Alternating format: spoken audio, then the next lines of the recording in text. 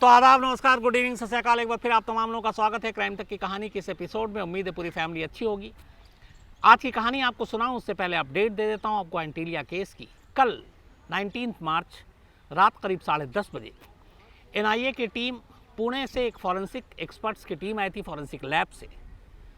ये लोग एंटीलिया के बाहर पहुँचते हैं, ठीक उसी जगह पर जहाँ 25 फरवरी को स्कॉर्पियो पार्क की गई थी। ख़ास बात यह थी कि इनके साथ सचिन वाजे भी थे। किस्मत का खेल देखिए, 25 फरवरी को सचिन वाजे उस जगह पर एक जांच अधिकारी के तौर पर थे, उसके बाद भी कई बार वो गए।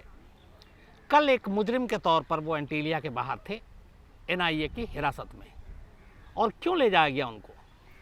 सीन रिक्रिएट करने के लिए। और सबसे कमाल की बात ये थी कि कल फॉरेंसिक की जो टीम आई वो अपने साथ बहुत सारे कैमरे लेकर आई थी और उन्होंने अलग अलग जगह पे कैमरे रखे।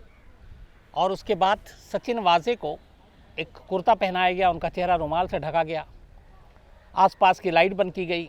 चूँकि मीडिया की टीम वहाँ पहुँच चुकी थी, हमारी कुलीग विद्या भी थी वहाँ पे। इन लोगों से कहा गया कि आप लोग अपने कैमरे की लाइट मत जलाइएगा क्योंकि हम कुछ शूट कर रहे हैं और वो सेम लाइट में शूट करना है जो 25 फरवरी को एक सीसीटीवी फुटेज मिला था जिसमें एक शख्स पीपी सूट जैसा जो कुर्ता था और चेहरे पे रुमाल उसी तरह से चल रहा था। तो उस चीज़ को रिक्रिएट करना था और ये करना इसलिए था कि एनआईए देखना चाहती थी कि क्या वो शख्स सचिन वाजे ही है। और इसके लिए ठीक सीसीटीवी में कैद वो शख्स जहाँ से जहाँ तक चला, कैमरे में जो कैद हुआ, उतने ही दूर तक सचिन वाजे को चलाया गया, करीब 8 से 9 बार। और उनके हर मूवमेंट को कैमरे में कैद किया गया कि चलते वक्त उनका हाथ कितना हिलता है, दायां हाथ या बायां हाथ कितना आगे या पीछे जाता है, पैर कितना मुड़ता है, उनकी कमर उस वक्त उसका मूवमेंट क्या होता है, चेस्ट अंदर की तरफ होता है, बाहर की तरफ होता है, सर किधर होता है, मतलब वॉकिंग पैटर्न पूरा क्या है सचिन वाजे का, ये चीज़ उन्होंने कैमरे में अलग अलग एंगल से कैद किया। और उसको मिलान करेंगे अब वो उस सीसीटीवी फुटेज में जो मिला है, और अगर दोनों का वॉकिंग पैटर्न मिल गया तो ये एक पुख्ता सबूत होगा अदालत में एनआईए की तरफ से कि इस सूट में वो शख्स कोई और नहीं सचिन वाजे है। एनआईए ने इसकी कहानी भी बताई। उसने बताया कि 25 फरवरी को जब स्कॉर्पियो पार्क की गई उसका सचिन वाजे इनोवा में बैठकर चले गए, फिर वापस वो कुर्ता पहनते हैं और रुमाल से चेहरा ढकते हैं और एंटीलिया की तरफ आते हैं कुछ देर बाद ये देखने के लिए कि जो गाड़ी जो स्कॉर्पियो उन्होंने पार्क की वो अपनी जगह है या उसको हटा दिया किसी ने।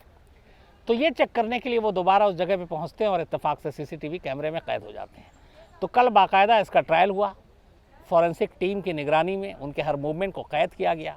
और अगर ये चाल मिल गई तो सचिन वाजे के लिए मुश्किल है। दूसरी अपडेट ये है कि एटीएस जो मनसुख हिरेन के कत्ल की जांच कर रही है, उस एटीएस ने एनआईए की स्पेशल कोर्ट में आज एक एप्लीकेशन दी कि उसे डाउट है कि मनसुख हिरेन के कत्ल में कहीं ना कहीं या कत्ल की साजिश में सचिन वाजे का हाथ है।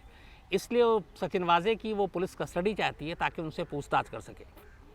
लेकिन एनआईए की स्पेशल कोर्ट ने यह कहा कि अभी 25 मार्च तक सचिन वाजे एनआईए की हिरासत में है, तो फिलहाल वो उन्हें नहीं दे सकते। 25 मार्च को जब हिरासत की मियाद पूरी होगी तब वो उनकी इस अर्जी पे गौर करेंगे और बहुत मुमकिन है कि 25 मार्च के बाद जब एनआईए की हिरासत ख़त्म हो जाए और तब तक अगर एनआईए के पास ये केस ना आए मनसुख हिरेन वाला, तो फिर अभी तक एंटीलिया की साजिश की बात बता रहे हैं सचिन वाजे एनआईए को। 25 मार्च के बाद वो एटीएस की हिरासत में होंगे और एटीएस उनसे मनसुख हिरेन के कत्ल के बारे में सवाल जवाब करेगी। तो ये अपडेट इस केस में। अब आइए आज की कहानी पर आते हैं। आज की जो कहानी है पुलिस की तफ्तीश की एक नायाब कहानी है, इसलिए कि इस केस में इतने सारी चीज़ें थी कि खुद पुलिस उलझी हुई थी। कहानी बिहार के गया इलाके की है, गया के एक गांव की है। उस गांव में एक रिटायर्ड फौजी रहते हैं, पीएन सिंह। पीएन सिंह के 3 बेटे, तीनों की शादी हो गई। शादी के बाद उनके बच्चे हुए, तो घर में 3 बेटे, बहुएं और 11 पोते पोतियाँ, पूरा खुशहाल परिवार साथ में सब रहते थे। 2013 में एक रात उस घर की दीवार पर 10 नाम लिखे मिलते हैं। जो नाम लिखे गए थे वो बड़े सीक्वेंस में लिखे गए थे। पहले 5 नाम लड़के के थे और आखिरी के 5 नाम लड़कियों के, और कुल मिलाकर ये 10 नाम थे।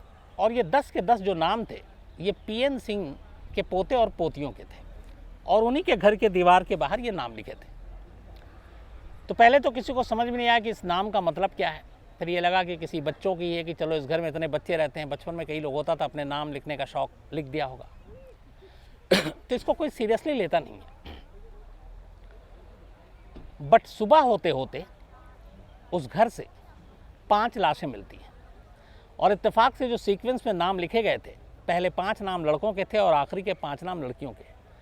पहले 5 नाम जो 5 लड़कों के थे वो सही सलामत थे, उनमें से किसी को कुछ नहीं हुआ। लेकिन जो 5 नाम लड़कियों के थे, उन 5 लड़कियों के उस घर के अंदर 5 अलग अलग कमरे में लाश पड़ी हुई थी। उन 5 को गोली मारी गई थी।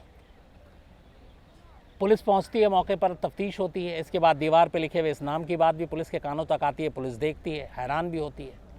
बट ये पहली समझ में नहीं आई कि दीवार के ऊपर 10 नाम, 10 में से शुरू के 5 नामों को बख्श दिया गया, नीचे के 5 नामों को कत्ल कर दिया गया और इत्तेफाक से वो 5 कत्ल होने वाली लड़कियां थी, लड़कों को छुआ भी नहीं गया। अब जब तफ्तीश हुई तो फिर पूरी कहानी इस तरह से सामने आई कि जो रिटायर्ड फौजी पीएन सिंह, इस घर के मुखिया, जिनके ये पोता पोती, 3 बेटे बहू घर में रहते थे, वो उस रात घर के बाहर दालान में सो रहे थे। लाशें 5 लड़कियों की अलग अलग कमरों में मिली, 5 को गोली मारी गई। दूसरी बात, उस घर में इतना बड़ा परिवार रहता था, लेकिन उस रात हैरानी की बात यह थी कि उन 5 लड़कियों के अलावा उस घर में और कोई नहीं था। पीएन सिंह खुद घर के बाहर सो रहे थे। तो जब तफ्तीश हुई कि कहाँ हैं, तो पता चला कि उस परिवार के जो 5 बच्चे थे वो पड़ोस में एक जानने वाले हैं, उनके यहाँ जाकर सो गए थे। लड़कियाँ सिर्फ घर में सो रही थी। अब फिर ये हुआ कि इन लड़कियों के जो चाचा और पिता हैं और जो माँ हैं और चाची हैं, वो कहाँ थी। तो पता चला कि पीएन सिंह के 3 बेटे अपनी बीवियों को लेकर उस रात गांव से ही थोड़ी दूरी पर उनका पुलिस स्टेशन लगता है, वो वहाँ गए थे एक रिपोर्ट लिखाने। और रिपोर्ट उनके पड़ोसियों के ख़िलाफ़ थी। रिपोर्ट ये थी कि उनका कुछ पुराना ज़मीन जायदाद का झगड़ा भी था, लेकिन ये था कि उनकी बच्चियों को छेड़खानी के मामले में वो रिपोर्ट लिखाने गए थे कि उनके साथ छेड़खानी करते हैं पड़ोस के लोग। तो पुलिस ने जब तफ्तीश की तो ये सारी कहानी सामने आई। परिवार से जब पूछताछ हुई तो उन्होंने सीधे पड़ोसी पर शक जताया। चूँकि मामला बड़ा गंभीर था, एक साथ 5 लाशें मिली थी। पुलिस ने पड़ोस के जिस पड़ोसी के ऊपर इल्ज़ाम लगाया था, उस परिवार के कुछ लोगों को गिरफ्तार कर लिया। गिरफ्तार करने के बाद उनसे पूछताछ करने लगी, लेकिन केस खुल नहीं रहा था। इस दौरान में पुलिस अपनी तरफ से सारी चीज़ें तफ्तीश कर रही है, लेकिन कातिल और कत्ल का मकसद नहीं पता चल रहा है। दीवार पे लिखे हुए नाम से भी उसकी पहली सुलझ नहीं रही है। धीरे धीरे वक्त बीतता है। गांव के लोग गुस्से में भी थे, क्योंकि 5-5 कत्ल और लड़कियों का कत्ल, और सारी लड़कियां जिनकी कत्ल हुआ, जिनका वो 11 से 17 साल की उनकी उम्र थी। पुलिस बहुत तफ्तीश करती है, लेकिन उसे कहीं से भी बाहरी कातिल का कोई सुराग नहीं मिलता। इसके बाद फिर पुलिस की टीम नए सिरे से घर की छानबीन करती है। तो जब छानबीन करती है तो 2 चीज़ें मिलती है। एक, उस घर के अंदर कोई फोर्सफुल एंट्री नहीं थी, मतलब कोई बाहर से तोड़कर या ताला तोड़कर, दरवाज़ा तोड़कर अंदर नहीं आया, तो इसका मतलब है कि कोई जानकार है। नंबर 2, 5 लड़कियां अपने कमरे में सो रही थी और 5 लड़कियों को गोली मारी गई, लेकिन उस गोली की आवाज़ ना पड़ोसी छोड़िए, जो बाहर में दालान में उनके दादा सो रहे हैं, उन तक के कानों में गोली की आवाज़ नहीं आई। ये भी हैरान करने वाली थी। 3, उसी रात उस परिवार के 5 बच्चे पड़ोस के घर में जाकर क्यों सो रहे थे। 4, उस घर के तमाम बाकी जो बड़े लोग थे वो घर से बाहर थे और बच्चियां अकेली थीं। और तीनों भाई का अपनी पत्नी के साथ पुलिस स्टेशन में जाकर रिपोर्ट लिखाना पड़ोसी के खिलाफ एक साथ, ये भी बड़ी अटपटी सी चीज़ लग रही थी। तो कुल मिलाकर कहीं ना कहीं पुलिस को साजिश की जो बू लगी वो ये कि मामला कुछ इंटरनल है।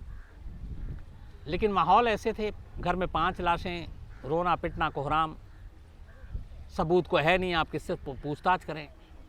पर पुलिस गुपचुप तरीके से अपना काम करती रही। काम करते करते पुलिस को बहुत सारी जो सबूत थे वो इकट्ठा करने लगे, पड़ोसियों से पूछताछ करने लगे। इधर पड़ोसी को जो गिरफ्तार किया उनसे पूछताछ में कोई मिल नहीं रहा था। इसी दौरान में पोस्टमार्टम के बाद उन सभी की लाशें मिल गई, उनका अंतिम संस्कार हो गया बच्चियों का। फिर भी पुलिस को कोई सुराग नहीं मिला। जो फिंगरप्रिंट्स उठाए उससे भी कुछ नहीं मिला। जो दीवार पे हैंडराइटिंग थी उससे भी कोई फ़ायदा नहीं हुआ कि किसने लिखा और क्यों लिखा। तो पुलिस की तफ्तीश बढ़ती रही, लेकिन कुछ कामयाबी नहीं मिल रही थी। इसी दौरान में एक पुलिस वाले ने सोचा कि क्यों ना, जब बाहर का कोई शक है नहीं, तो घर वालों पे पूरा ज़ीरो इन किया जाए और हर एंगल से इनकी जांच की जाए। तो पता करना शुरू किया गया कि अच्छा इस रात, जिस रात ये कत्ल हुआ, इस घर के तीनों भाई और अपनी पत्नियों के साथ पुलिस में पड़ोसी के खिलाफ रिपोर्ट लिखाने गए थे। तो वहाँ पता चला कि हाँ जी ये लोग आए थे, रिपोर्ट लिखाया था। तब उनकी मौजूदगी वहाँ पे भी साफ़ हो गई। जो दादा थे वो बाहर सो रहे थे, उनका कोई रोल नहीं था तफ्तीश में। फिर पुलिस के हाथ खाली थे। 2013 का मामला था। उस वक्त बिहार और बाकी जैसे दूर दराज के इलाकों में, अभी भी गांव में, ये जो टेक्निकल सर्विलांस होता है, मोबाइल लोकेशन और ये सारी चीज़ें, बहुत सारे पुलिस वाले, अब तो चूँकि खैर 8 साल पुराना मामला हो गया, अब बहुत ज़्यादा एडवांस हो गए, तो इन चीज़ों को बड़ा अहमियत नहीं दी जाती थी। वो पुराना जो ढर्रा था इन्वेस्टिगेशन का, उसी को फॉलो करते थे। लेकिन यहाँ फिर पुलिस वालों को लगा कि नहीं, इस परिवार के पास, सभी के पास मोबाइल है, इस मोबाइल के ज़रिए कातिल को ढूंढते हैं। उन्होंने मोबाइल के अब लोकेशन ट्रेस करना शुरू किए। तो 3 भाइयों में से पहले भाई का उस रात का लोकेशन वो थाने के इर्द गिर्द मिला, जो वहाँ का टावर था उसी से वो मिल रहा था। दूसरे भाई और उसकी पत्नी का भी, और पहले वाले की भी पत्नी का भी लोकेशन वहीं मिला। तीसरा जो भाई था, जब उसका लोकेशन ट्रेस किया तो पुलिस चौंक उठी। उसका लोकेशन उस रात पुलिस स्टेशन में था ही नहीं, बल्कि उसका लोकेशन उसी गांव का दिखा रहा था जिस गांव में उसका घर था, और वो टावर उसी को कैच कर रहा था। अब कई बार बयान हुए थे, तीनों भाई ने कहा था वो पुलिस स्टेशन में है, लेकिन एक भाई का मोबाइल का लोकेशन दिखा रहा गांव में है उस रात जब 5 बच्चों का कत्ल हुआ। पुलिस का माथा ठनका। अब पुलिस ने रीज़न ढूंढना शुरू किया हाथ रखने से पहले, क्योंकि सिर्फ लोकेशंस के ऊपर, और लोगों का गुस्सा भी था, हमदर्दी भी थी परिवार से, उठा लेना, गिरफ्तार कर लेना बहुत ज़्यादा है कि लोग भड़क जाते। तो पुलिस बहुत फूंक फूंक कर कदम उठा रही थी। लोकेशन से शक हो गया इस तीसरे बेटे पे कि इसकी गांव में मौजूदगी है, लेकिन ये झूठ क्यों बोल रहा है। इस दौरान में उस पड़ोसी से जिसके खिलाफ इन्होंने शिकायत की थी घर वालों ने, जो गिरफ्तार किए गए, उनसे, उनके रिश्तेदारों से जब पूछताछ हुई तो पता चला कि हाँ, ज़मीन जायदाद का इनका पुराना झगड़ा है, लेकिन छेड़खानी और ये सारी चीज़ें, ये झूठी बात थी, और इसीलिए कभी पुलिस ने इससे पहले रिपोर्ट भी नहीं लिखी। तो इनका एक मसला चला रहा था।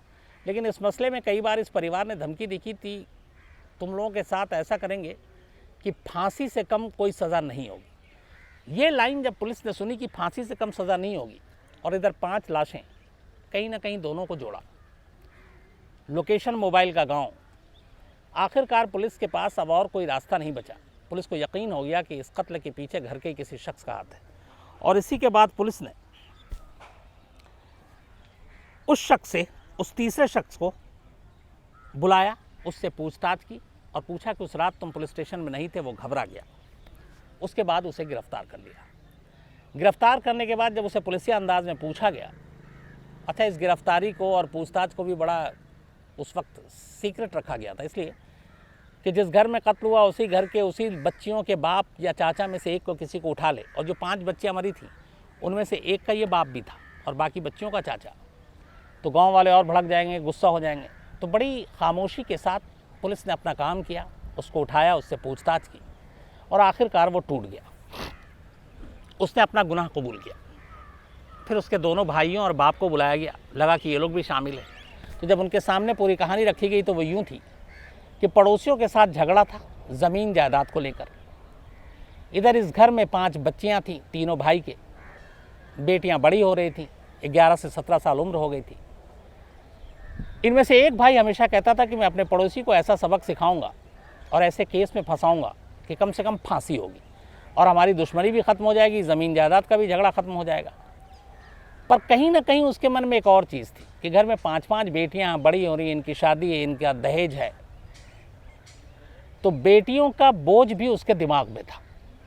तो उसने कहा कोई ऐसा काम करो जिससे इन दोनों चीज़ों से छुटकारा मिल जाए, एक पड़ोसी से और दूसरा बेटियों की शादी करने और दहेज से भी बच जाए। और बस ये बात वो अक्सर कहा करता था, लेकिन दहेज वाली और बेटियों वाली ये बात नहीं कहता था। बस इतना कहता था कि पड़ोसी को ऐसी सबक सिखाएंगे कि फांसी से कम नहीं होगी। और इसी के बाद एक रात प्लानिंग के तहत उसने घर के तमाम 5 बच्चों को पड़ोस के यहाँ सोने भेज दिया और फिर दोनों भाइयों से कहा कि चलो आज रिपोर्ट लिखाते हैं, इनको सबक सिखाते हैं। आधे रास्ते साथ गया, बाकी दोनों भाई को कहा तुम पुलिस स्टेशन पहुँचो, मैं कुछ कागज़ और लेकर आता हूँ। उसके बाद ये वापस घर आता है। घर आने के बाद एक एक करके कमरे में जाता है, अपनी बेटी समेत अपनी भतीजियों को सभी को गोली मारता है गोली मारने के बाद घर से बाहर निकलता है और फिर उसी गांव में घूमता रहता है। उसके बाद जब इसके भाई और भाभी सब आ जाते हैं तब ये घर आता है और उसके बाद इस कत्ले आम का खुलासा होता है। जब ये कहानी खुद उसके घर वालों ने, उसके बाप ने, उसके भाइयों ने, उसकी पत्नियों ने सुनी तो उनके पैरों तले भी ज़मीन खिसक गई कि दुश्मनी निभाने के लिए कोई इस हद तक जा सकता है। ये अजीब सी है कि अपने ही घर की 5 बच्चियों को मार दिया और बेटियों को कोई इस तरह से बोझ मान सकता है कि उनकी शादी के डर से वो उनका कत्ल कर दे। बट ये दोनों चीज़ें इस कहानी में हुई। फिर उससे पूछा गया कि इस दीवार पे जो 10 नाम लिखे थे, पता चला कि उसी ने लिखे थे और जानबूझ के उसने जो उसकी सही हैंडराइटिंग, उस हैंडराइटिंग से मिलता जुलता नहीं लिखा था ताकि पकड़ में ना आए। और ये इसलिए लिखा था ताकि इसको एक पहेली बना के और ये साबित किया जा सके कि देखो कत्ल होना था 10 का, बट 5 बच्चे दूसरे घर में सो रहे थे इसलिए बच गए, लड़कियां बची हुई थी इसलिए वो मारी गई। तो इस साजिश के तहत उसने दीवार पर यह नाम लिखा था। पुलिस ने बड़ी मुश्किल से इस केस को, जिस तरीके से उस वक्त जो हालात थे, जो इन्वेस्टिगेट किया और आखिरकार असली कातिल को पकड़ा। फिर जिसने भी जो कहानी सुनी वही एक तरह से चौंक उठा कि कोई ऐसा भी कर सकता है। फिलहाल ये मामला लोअर कोर्ट में अभी चल रहा है, अभी फैसला नहीं आया। इसका जब भी फैसला आएगा क्या कुछ होता है मैं आपको ज़रूर बताऊंगा। तो आज कहानी में इतना ही। अब आपसे मुलाकात होगी मंडे को। कल संडे है, उम्मीद है कि कल हमारा भी अच्छे से संडे गुजरे, आपका भी। तो मंडे नई कहानी के साथ मुलाकात होगी। अपना ख्याल रखिएगा, अपनों का ख्याल रखिएगा। Thank you very much.